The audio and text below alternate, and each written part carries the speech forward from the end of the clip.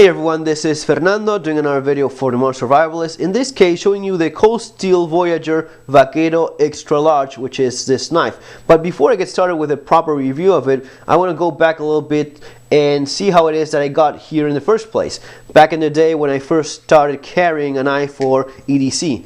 1997, 1998 maybe, I was 17, 18 years old, I started carrying this knife.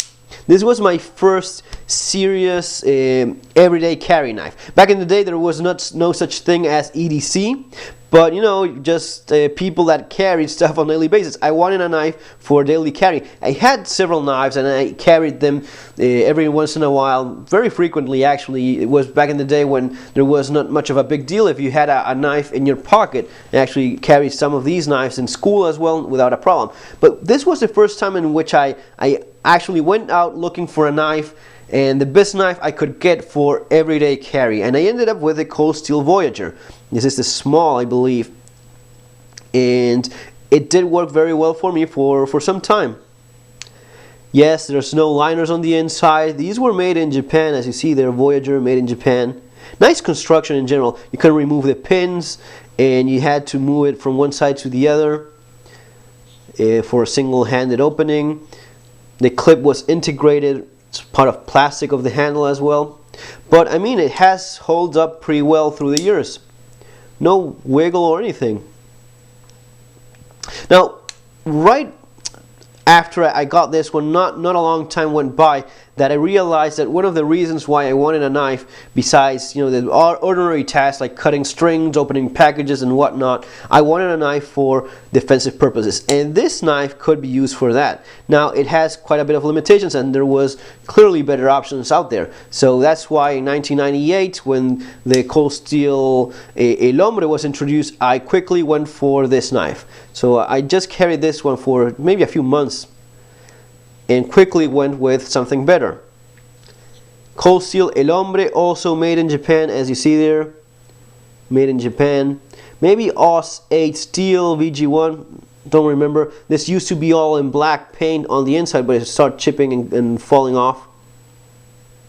Now we're talking about a nicer blade for defensive purposes. It's a 4-inch blade, recurved. You have a nice tip that penetrates very well, and because of that recurved S shape, it slashes nicely. I actually tried this knife in an old boxing bag of mine, leather filled with fabric and more leather, pretty much hard pressed into it. But slashing a couple of times, it just cuts in very deep. And no, those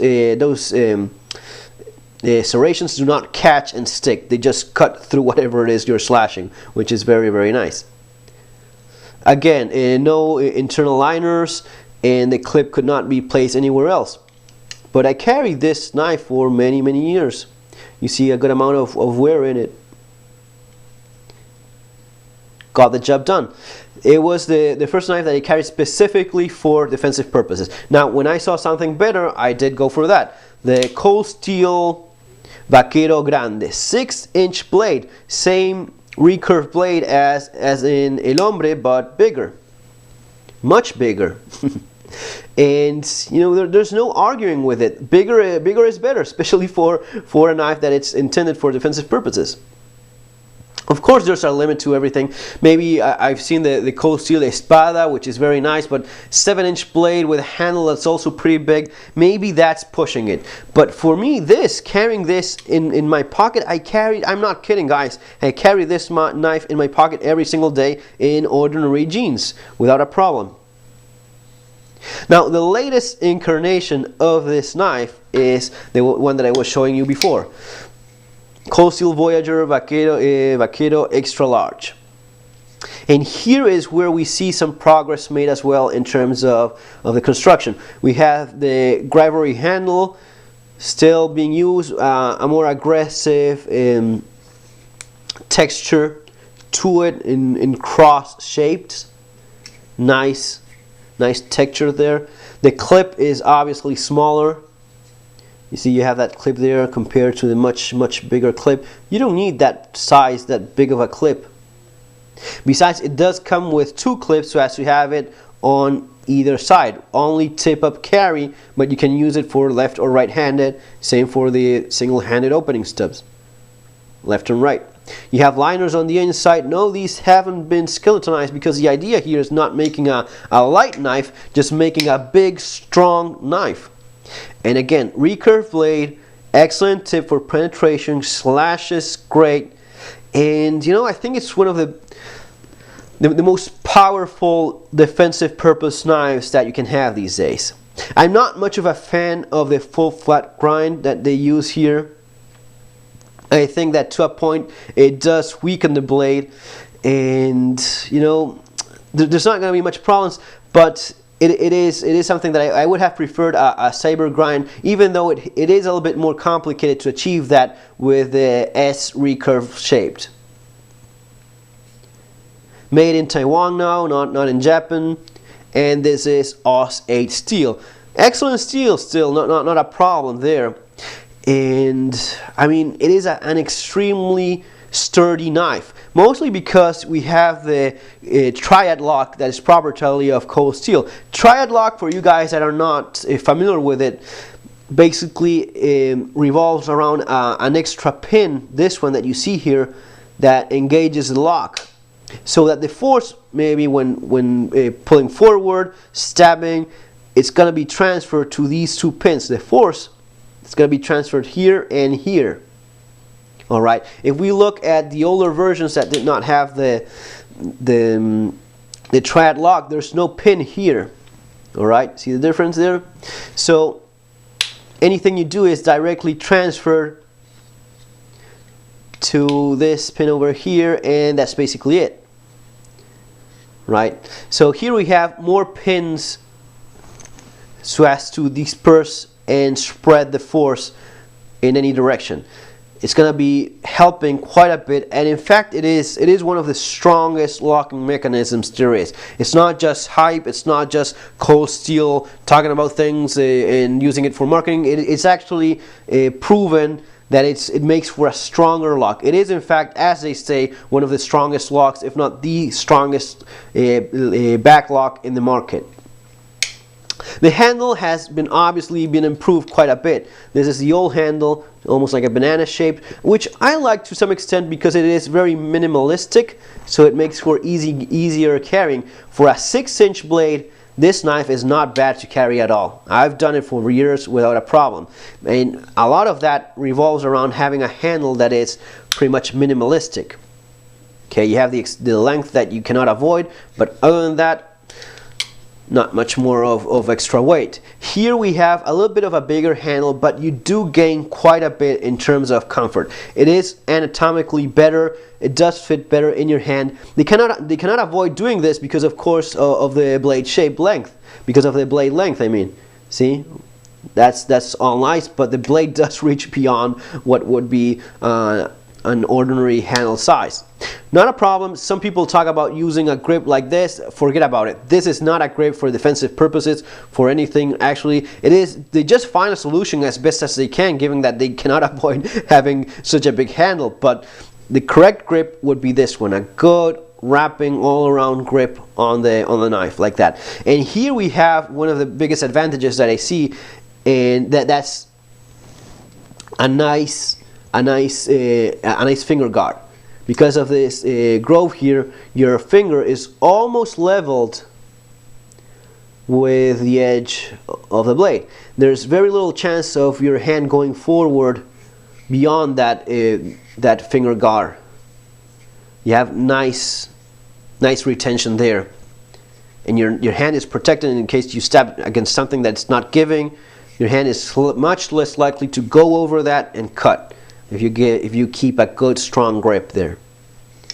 Again, the liners on the inside make it for a very solid, very strong construction. You have pins all over. You have 1, 2, 3, 4, 5 pins in comparison to just, what was it, this one there in the back.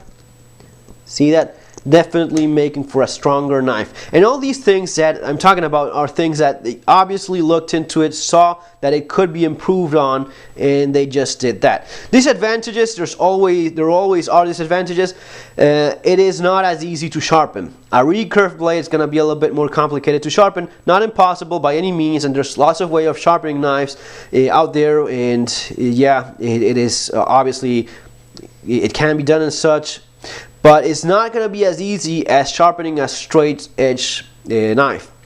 Now, still, in my opinion, no doubt, the advantages that you get from a recurve blade, 5.5-inch length knife for defensive purposes, man, it is. I think that these days it's one of the hardest ones to beat.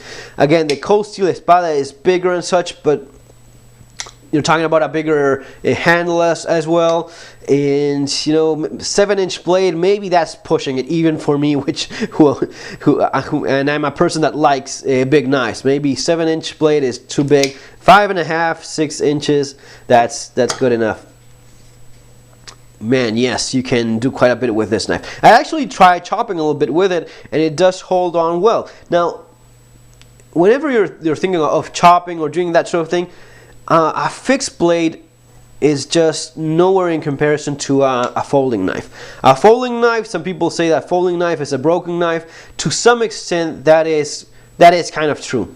There's always going to be limitations. No folding knife will ever come even close to the toughness of a fixed blade. Forget it. If you need a fixed blade, go for a fixed blade. Don't try chopping with a folding knife. You're eventually going to be breaking it. Because of the locking mechanism, no matter how strong and good it is prone to fail sooner or later. Actually, it's going to be failing sooner than expected, because it is transferring abuse and forces in several directions, while a fixed blade just has a solid piece of steel that in no way can compete with a folding knife. But still very nice to have very strong, solid folders like these ones, especially with that nice big blade that opens. It opens very nice. Haven't had that much of a practice, but yeah, it snaps right open. Very nice. And again, yes, you can carry this knife in your pocket all day long without a problem. Once you get used to it, you just forget about it. Of course, there's going to be limitations depending on where you live and such. There's sometimes legal limits to the length of the knife or the locking mechanism or such. I just cannot know that, and you have to know your own laws. But where and when legal to do so, this knife is definitely a beast. $50. It is. I think it's one of the nicest deals there is out there in terms of folding knives for this type of purpose, for defensive purposes. And believe me, no one wants to face someone wielding a knife like this. It is pretty intimidating.